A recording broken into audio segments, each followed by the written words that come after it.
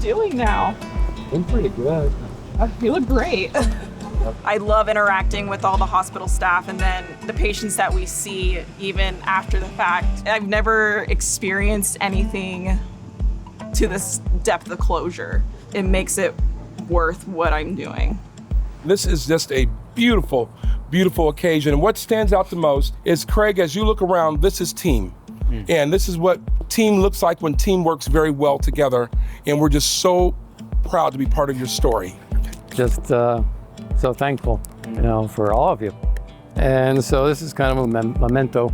It shows a rocket launching, and I guess I get to pass it out to all you guys. Kind of remember, like what y'all did.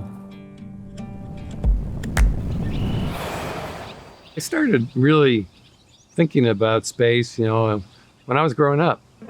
That's when Apollo, we were in the race for the moon, and I enjoyed watching, the different missions. I was planning on going to Florida, this is the end of November, to see my friends that own a bed and breakfast in Titusville, and it overlooks the launch area where the Kennedy Space Center is. It was almost getting time for Thanksgiving, and I headed back to Portland. It was a late flight. It got delayed, actually, going out of Orlando.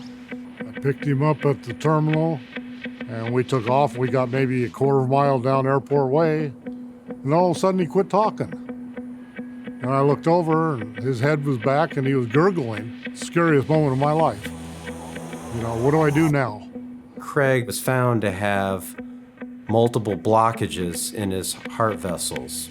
5 minutes without oxygen, your brain's gone. Pulled over, got out of the car, and called 911 right away, told them I needed help, and started CPR. I couldn't just sit there and let it happen.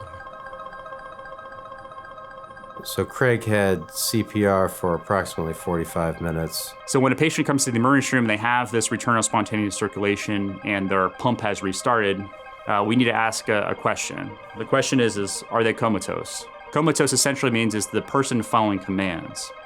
If the person's not following commands, then the standard of care is to cool them.